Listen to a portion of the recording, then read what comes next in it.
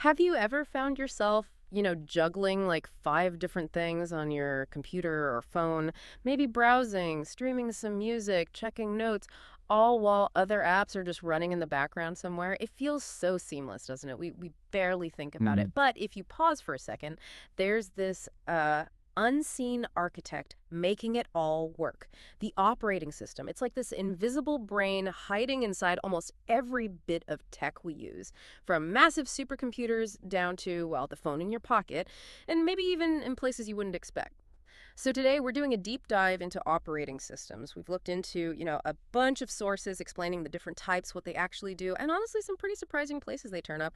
Our mission really is to unpack all this, understand the main kinds of OS, their core jobs, and maybe give you a bit of a shortcut to appreciating the tech that, well, powers everything. Okay, so to kick things off, at its heart, what's an operating system really doing? Right. So at the most basic level, an OS is essentially managing all the conversation between your software and the actual hardware.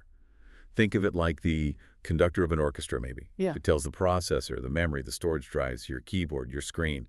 It tells them all when to do their thing and how to work together. Without that conductor, you just have a pile of, well, silent instruments, inert bits of hardware. That makes sense. It's that crucial middle layer hiding all the messy details. Mhm. Now, something I'm really curious about is this idea of distributed operating systems. That sounds pretty advanced, like something out of a sci-fi movie, maybe, is it? It does sound a bit futuristic, but no, it's very much real and working today. A distributed OS is cleverly designed to take one big job and spread it out across multiple separate computers. Imagine you've got a massive data analysis problem or maybe a really complex scientific simulation. Uh-huh. Instead of one computer struggling with it all, the distributed OS breaks it down and farms out pieces to different machines on the network. And the really neat part, from your point of view as the user, is that it feels like you're just working with one single, incredibly powerful computer. You can run a program, and it might use data from one machine, processing power from another, memory from a third. The OS handles all that distribution, passing messages back and forth, collecting the results. It's all invisible. So you get access to huge amounts of computational power without needing special programming skills or anything. It just feels bigger. The only catch, I suppose, for the person writing the program is they don't control which computer does what. The OS figures that out. Wow. Okay. So creating this sort of virtual supercomputer from lots of smaller ones. But let's pull back to, our own desks or pockets. On my laptop right now, how am I reading this document, browsing a website, and listening to music? It seems like it's all happening literally at the same time. Yeah, it really does feel like it, doesn't it? And that's the magic, really, of multitasking. Yeah. What's actually happening is that EOS is incredibly fast at scheduling. It gives each task a tiny, tiny slice of the processor's time. Then it switches to the next task, gives it a slice, then the next, and so on, cycling through them extremely rapidly. It happens so quickly that to us, it looks like everything's running smoothly and simultaneously. And remember, it's not just the apps you see. There are always background processes running too, keeping everything ticking over. Right. Okay. Constant juggling act. And what about multi-user? That makes me think of like a big office computer or something. That's exactly the kind of environment. Yeah. Yeah. Multi-user, multitasking systems. You often find them on powerful machines like mainframes in universities or large companies. You'll have lots of people, each at their own terminal, all connected to and using the same central computer, the same CPU. Similar to multitasking, the OS gives each user a time slice of the CPU's attention. And interestingly, within that user's time slice, their session is usually also multitasking, running several of their own processes. Oh, okay. So you've got multiple users, and each of those users is doing multiple things. It's quite a complex dance the OS manages. From these huge mainframes down to something we literally carry everywhere, our smartphones. It's easy to forget these are powerful little computers too, right? With multitasking OSs. Absolutely. Your smartphone is definitely a computer, and it runs a sophisticated multitasking OS. Think about iOS on an iPhone. You can have notes open, the calculator, your email, maybe a game paused, all running at once. One key thing about mobile OSs, though, is how tightly they're linked to specific hardware. Android phones use different hardware components compared to iPhones, for example. Often there's even a sort of hidden low-level OS dealing just with the specific hardware bits like the cellular radio, the Wi-Fi chip, and then the main OS, the one you actually see and interact with, sits on top, running your apps and managing the user interface. And we hear a lot about open source with mobile, especially Android. What's the significance of that? All right, Android is the classic example here. It's built on Linux, which is open source, and Google maintains it. Lots of big manufacturers, Samsung, Motorola, you name it, use Android. The open source part means manufacturers can take the basic Android system and really customize it. They can tweak it to work best with their specific phone hardware, they can add their own features, or design a completely unique user interface layer on top. Ah. This leads to that huge variety you see in Android phones. And for you, the user, that interface, those extra features, the available apps, that can be a really big part of why you choose one phone over another. That makes sense why two Android phones can feel quite different then. It's that layer of customization. Now, we mostly think OS means computers and phones, but what about, say, my washing machine or my microwave? Do they have operating systems? That's a great question. And yes, surprisingly often, they do. Many household appliances these days have what's called an embedded operating system. Your washing machine, smart TV, digital thermostat, even some microwaves, they have a little computer brain inside running simple programs. Yeah. Yep. These embedded OS are pretty stripped down compared to your phone or PC. They have minimal features. The actual programs they run are usually stored permanently in ROM read-only memory. They don't need much RAM, and the user interface is typically very basic, maybe just a few buttons and a small screen. Think about what a washing machine needs to do. Take input from buttons, maybe read a water level sensor, control a motor, turn on a heater, update a little display. The embedded OS manages all those inputs and outputs. They're these hidden workers making daily tasks easier, and we don't even realize they're running a whole system. That's actually kind of amazing. Our kitchens are full of tiny computers. Okay, this next type sounds critical. Real-time operating systems. What makes them so different? Real-time OS or RTOS, yeah, they're different because the absolute key requirement is speed and predictability of response.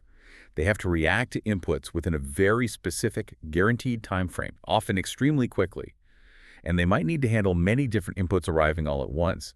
You find them in situations where timing is absolutely critical, especially safety-critical systems. Think industrial robots, flight control systems, medical equipment like patient monitors or infusion pumps. Right, where a delay could be disastrous. Exactly. So safety is paramount. If a piece of hardware fails, the RTOS must be able to detect that failure immediately and trigger a safe response, maybe shut down the system safely, or switch to a backup. Which leads to another common feature, hardware redundancy. Crucial parts are often duplicated, so if one fails, the other takes over instantly. No interruption. That makes sense for safety, but what happens if something goes wrong with the OS itself in such a critical system? That is, unfortunately, the critical question. And that there's a really sobering example from the 1980s, the Therac 25 machine. It was a radiation therapy machine used for cancer treatment. It used targeted radiation beams, and it was controlled by a real-time embedded operating system. But there were subtle bugs in the software, programming errors. Under certain specific, perhaps rare sequences of operator input, the machine's software responded incorrectly in real time. Tragically, this led to several patients receiving massive overdoses of radiation, far beyond the intended therapeutic dose, and several people died as a result. Oh, wow. It was a terrible tragedy, and it became a major case study in software engineering and safety-critical systems. It really underscores the immense responsibility and the need for absolute perfection in designing and testing these systems. Yeah, a very stark reminder of how much we rely on these systems working flawlessly. Okay, shifting gears a bit. Beyond these different types of OS, there are some fundamental building blocks that let them work. Let's touch on a few, starting with something called BIOS. I think I've seen that flash up when my computer starts. Yes, BIOS, the basic input-output system. It's fundamental. It lives on a special chip on your computer's motherboard. In ROM, read-only memory, so it's always there, even when the power's off. When you hit that power button, BIOS is the very first thing that runs. Its job is basically to wake the computer up. It initializes and tests the main hardware, checks the RAM, the processor, sees if a keyboard is connected, that sort of thing. This is sometimes called the POST, or power on self-test.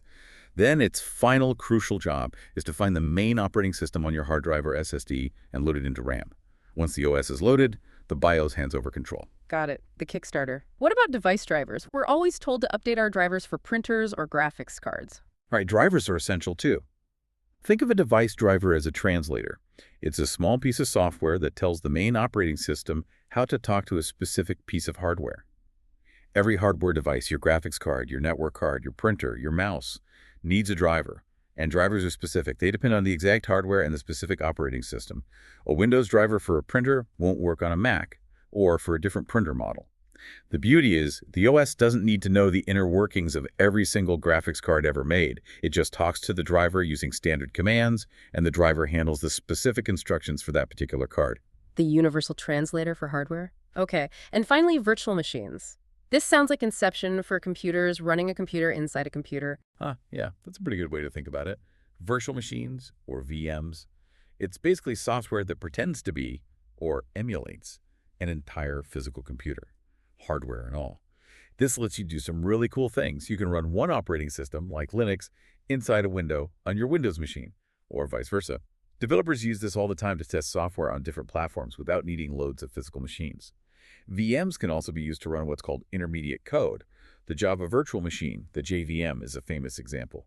It lets Java programs run on any computer that has the JVM installed, no matter the underlying OS or hardware. Okay. And maybe a fun example for listeners, the MEME emulator. It's a virtual machine specifically designed to emulate the hardware of old arcade game machines. It allows people to play classic arcade games perfectly on modern PCs because the VM is recreating the original environment the game was designed for. So yeah, VMs offer incredible flexibility, compatibility, bridging gaps between different systems, even different eras of computing. What an amazing journey through these invisible brains. Okay, so let's try and pull this all together. What does this mean for you listening? Let's quickly recap the big ideas. We've seen that operating systems are just everywhere, from massive distributed networks powering the internet, right down to the little embedded chips in our walking machines. We learned how they manage multitasking, letting one computer feel like it's doing everything at once, and multi-user systems, allowing powerful computers to be shared efficiently. We touched on mobile OSs and how open source options like Android allow for so much customization. And then the really critical real-time systems, vital for safety, where the Therac 25 story serves as that, well, very serious reminder about getting things right. And finally, those foundational pieces. BIOS booting things up, device drivers acting as translators for hardware, and virtual machines letting software mimic entire computers. So hopefully the next time you tap an app or your smart kettle boils or just your computer starts up, you'll have maybe a slightly deeper appreciation for the incredibly complex, often invisible operating system working away behind the scenes. And thinking ahead, as our world gets even smarter, more connected, what kinds of new operating systems might we need? What challenges will they face? Or, what amazing new possibilities might they unlock? Definitely something to think about.